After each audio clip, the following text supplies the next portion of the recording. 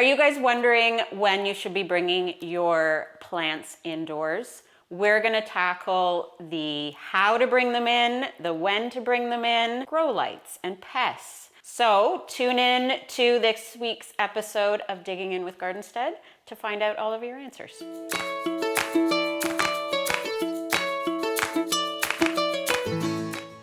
Surprise! Yes, I'm back. Aaron's back. Aaron Deacon from BIOS Nutrients is our resident soil and plant expert. Today we're going to talk all about bringing our plants out from outside to inside, now given kind of weather change and where we're at in the seasons. So lots of questions. When do we do it? Where do we do it? How do we do it? You ready for that, Aaron? I'm ready. Yeah, 100%. Let's answer some questions. First question. When do we start the process of bringing our plants in? Yeah. We are in November up in kind of a northern grow zone, and it should be really, really cold outside, but it's not.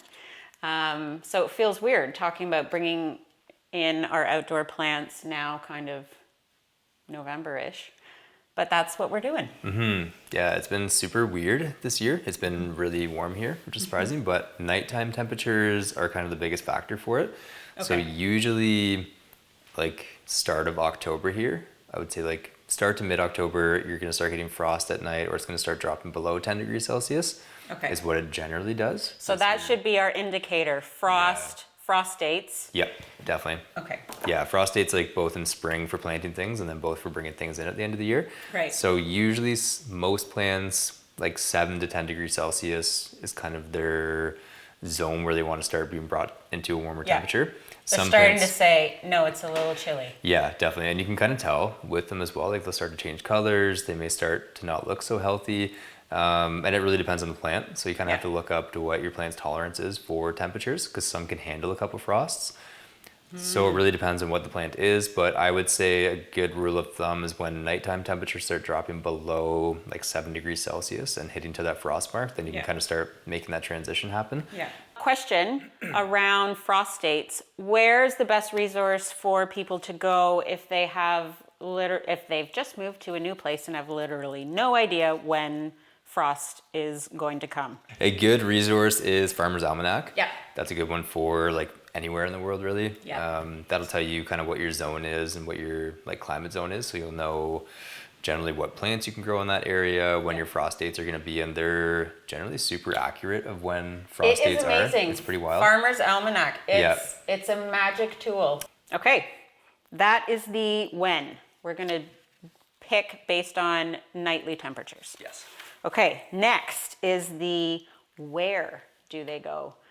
Very general question. Where should they go, Aaron? Yeah, so it depends on the plant again, but generally either in a very bright window, like as south facing as you can get, and make sure that you're getting like anywhere from like minimum 10 hours a day of sunlight if you can, which is tricky when it comes to winter.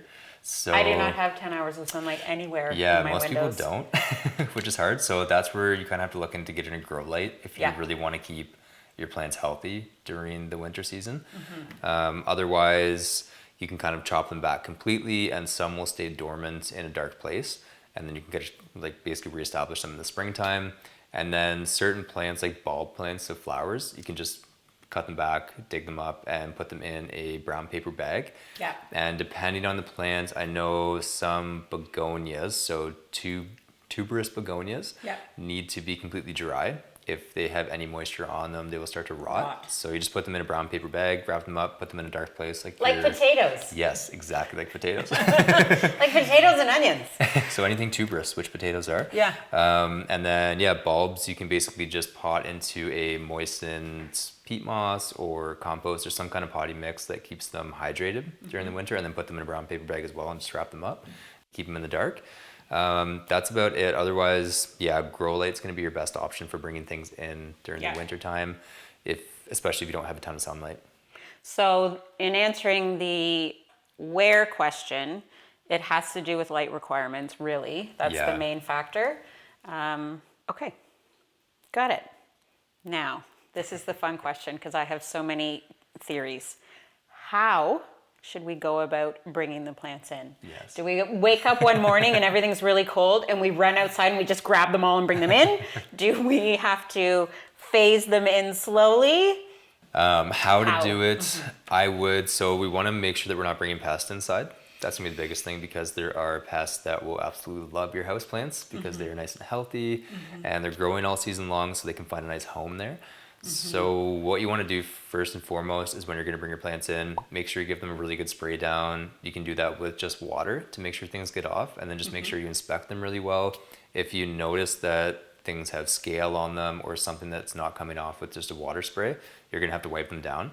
Yeah. You can do that with like hydrogen peroxide or some kind of insecticidal soap, but that's going to be number one. The second most important is going to be taking care of your soil. So when you have plants outside, there's going to be tons of insects that are living in that soil. Yeah. So what I would do is use like either insecticidal soap or diatomaceous earth, and just adding that to your water in the soil really well. So it's going to get rid of any pests that you don't want. That's going to kind of clean up your plants so that you can start bringing them indoors.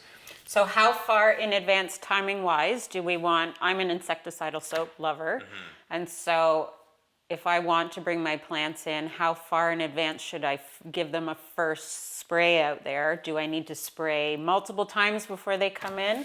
I would say a week would be more than enough. Some people will transition their plants indoors the same way as they do with bringing them outdoors for the springtime. So the climate's going to be different in an indoor environment than it's going to be outdoors when we want to start bringing plants in. So by not shocking them, you can kind of bring them in for a few hours a day at the start of the week, take them back outside, bring them in for a few more hours the next day, and slowly acclimatize them. That's where it gets tricky controlling pests. So you may have to spray multiple times during that transition period. Because you're bringing them in and then you're bringing them out? Yep, exactly. Right. So every time they're out, spray them before they come in? You could. It's definitely a lot of work. You could do like a recipe that doesn't have a specific answer. I know it is. Sprinkle a little. Yeah, it's kind of, I would do it like at the start of the week to spray everything down, make sure your soil is clean, and then do that transition. And then before you bring them in full time, maybe give them another spray down just to make sure they're all good. Next question. We've done when, we've done where, we've done how. What? Do all of our plants come in? Well, not all of them. Some will, like any kind of perennials, you can leave outside because they will come back. If you want to bring them in to give them a head start for the next growing season, then that's a great way to do that. Or if you just want to bring them in to maintain some kind of foliage inside. 100%, yeah. And then any tropical plants that you put outside have to come in. Have to come in. They have to, yeah. They will not survive the winter. Yeah. They will die very quickly. Any herbs, things like that, you can bring back inside. Some herbs will come back. Herbs never grow in my house in winter. Yeah, they're tough. You need a grow light for sure. Yeah, if you try and put one in front of a window, it's not gonna do the trick. Yeah, even like if you have a shaded area in your backyard, it's receiving more sunlight than even having a grow light. So if you don't have a grow light, you are not getting nearly enough sunlight. I had no idea the extremes in that. It's pretty wild. Grow light is key for bringing herbs inside. But yeah, herbs, tropical plants, any perennials that you want to kind of keep indoors and not let them die outside, then you're good to go. You can bring annuals in as well, but you have to take cuttings of them early in the season before the plants start flowering. Okay. So if you do want to bring annuals inside and root them for the next season, you can do that. You have to plan that in advance. Too late. Yeah. Not this year. Yeah, that'll be like end of July. You'd want to do that. Okay. Yeah. Put it in your planning diary for next year, everybody. I bought the biggest humidifier for this year. I didn't have a humidifier that was adequate enough next year, so I am so pumped. I think I'm ready. It'll make a huge difference. Yeah, especially if like any plant you're bringing in, even if it's tropical or not, they're going to benefit from humidity a lot. And yeah, it just gets so dry here in the winter that they struggle and go dormant. Like the alocasias that you have will sometimes go dormant in the winter and just lose all their leaves. Okay, more community questions. Cool. And they're bugs. They're bugs. They're all around bugs. Now, what should we do about them once they're inside? So I'm wondering whether the person who asked this question brought a plant inside that was infested and just realized it after the fact. So once they're in, they've brought them in, you've kind of done the bad thing, you hadn't gotten rid of them before you brought them in, now they're in your house. Best way to address that? Spray down the infected plant immediately. Immediately, as soon as you can, soil and all. Spray and it then, with? Insecticidal soap is what I would recommend. You can do diatomaceous earth as well. That's another great option. Those are two just like really great natural options that work very well. And then spray down all of your other plants. Because even if you don't see pests on your other plants? Yeah, definitely, because they still can be there. Like even if there's one or two on another plant that you can't identify, if you just decide not to spray it, it can take over so quick. So yeah, make sure you get the infected plant right away. Spray everything else down in your house, your soil, your leaves, everything, just to be sure. And I would do that twice a week for the first week. And then just follow up with bi-weekly sprays after that. For maintenance. Yeah, once every 2 weeks, and that'll just make sure that it can't reproduce fast enough to really take hold of anything, and eventually it's just going to die off. Right. So yeah, you got to make sure you take care of the rest of the plants too. Okay, so I have a question on proximity of plants. You bring an infected plant in, you put it in a 20-foot room with other plants. Even if they're in separate corners, can all little bugs travel that far? They can, yeah, for sure, because there's so many ways of traveling. Like it can be if you have a pet in your home and your pet gets near the plant, they can jump onto your pet and then jump onto your plants. You yourself, like even if you are quarantining plants and you don't change your clothes directly after, or like go throw them in a bag or put them in the washing machine, then you are going to take pests with you. It's same with like disease. So like powdery mildew is especially bad. So if you touch a plant with powdery mildew and you don't wash your hands immediately and you just kind of go start playing around with other plants or touch other parts of that plant that don't have powdery mildew, you're just helping to spread it. So literally spray every plant in your house. Spray everything, and like, yeah, go change your clothes right after. Okay, and have a shower. Yes. Of insecticidal soap. Yep. Wash your hair. Okay, another question, fungus gnats. Ooh, fungus gnats are a big problem this year. I have heard a lot about fungus gnats. Yep. Any particular advice around fungus gnats specifically? Yes, definitely. Sticky traps are the big ones. So if you can get some sticky traps around the house, that will clean up the adults so that they stop laying eggs in your soil. And then diatomaceous earth is one that I love. So you can either sprinkle it on top of your soil or just add it to water and water it right in. And that will kill the larvae when they hatch. So now you're tackling the adult problems, they're not laying eggs, and then when the eggs that have already been laid hatch, they're dying right away. So that'll clean up your problem. Not watering as much, especially during the winter months. That's when a lot of people can get fungus gnats really bad. Because they're keeping it too moist. Exactly, yeah. So cut down on your watering, especially during the winter months, because your plants just aren't absorbing as much. Can you overwater potted plants? You can absolutely overwater potted plants. That you've brought indoors. So outside, bring them in. Even if you're watering at the same frequency maybe than they were outside when they're in, that's probably too much. Is there It would be way too much, because the sun is so intense that the plants are going to be absorbing more water to cool themselves down. So they have to adapt. You bring them inside, they don't need as much water. Yeah, you can even, you don't want to repot anything. But the biggest factor in overwatering a potted plant is the size of the pot itself.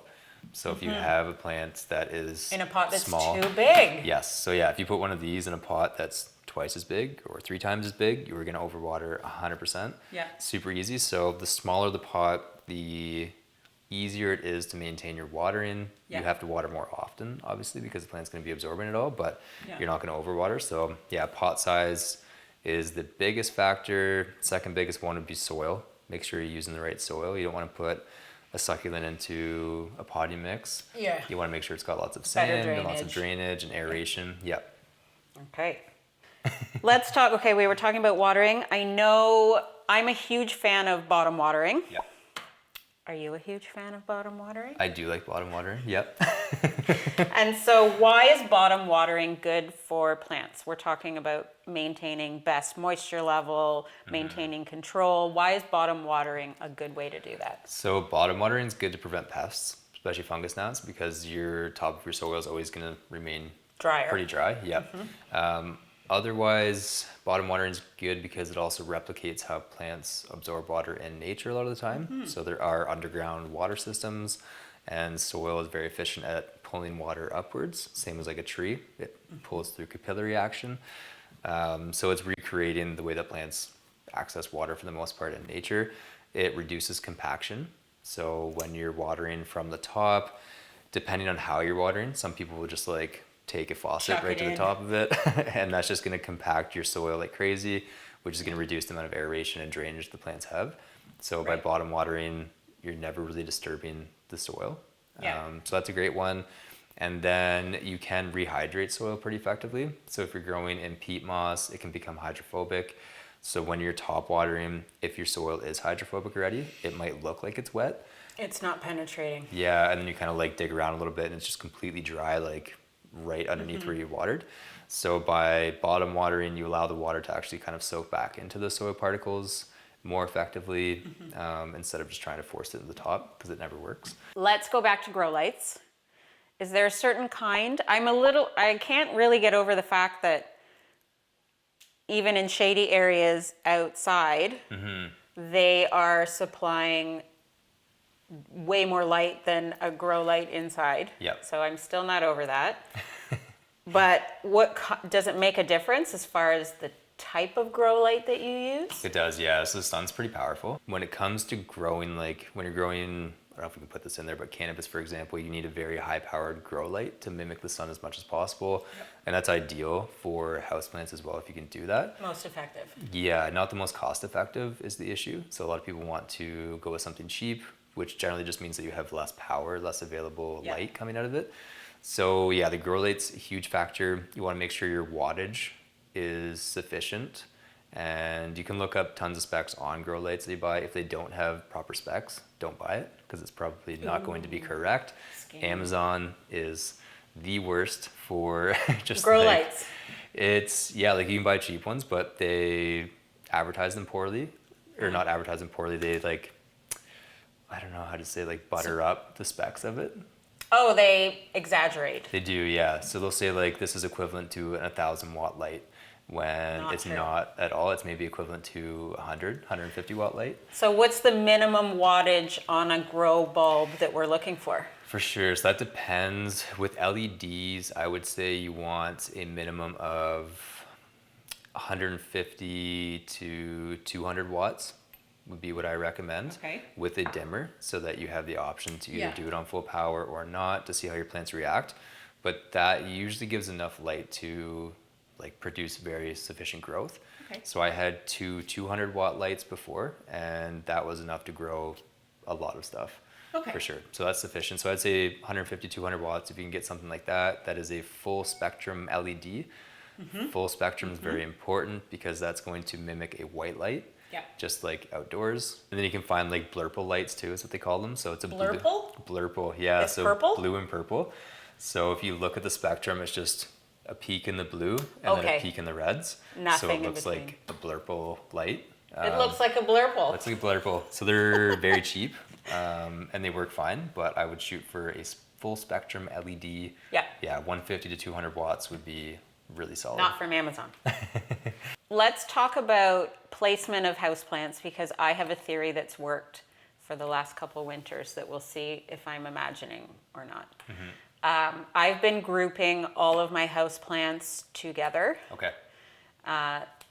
Initially, I started grouping them together because I only had really one bright window, and I just kind of put them in a clump so that they could get it. But I think, despite my bad humidifier last year, I think grouping them together actually helped with the humidity and kept them a little happier. Am I imagining this, or is this true? That's right, 100%. Yeah, so plants are always releasing moisture through transpiration, and when you group them together, it's going to just increase the amount of moisture that's being basically released in that area. So it's just naturally going to create a more humid environment there, especially with soil too. Soil is constantly evaporating too, so when you're watering the soil and it's moist and all those plants are clumped together, you're going to be getting the evaporation from the soil and the transpiration from the leaves. So yeah, just naturally increases humidity. But a problem with that is then if one has a pest, then you're putting all the pests together, which is probably a recipe for disaster. That's the dangerous part.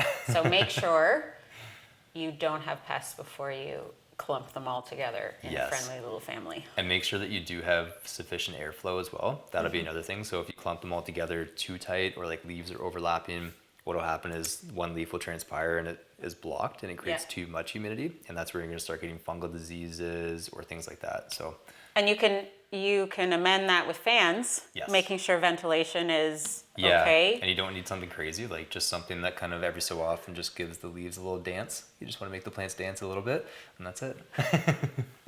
Okay. Thank you. You're welcome. So much, Aaron. Anytime.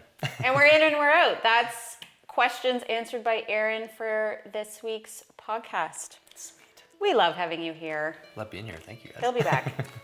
Good luck, everybody, bringing your houseplants in. If you have any other suggestions, tips, tricks, I clearly try almost everything. So put your suggestions in the comments below, and it may be able to help me and others.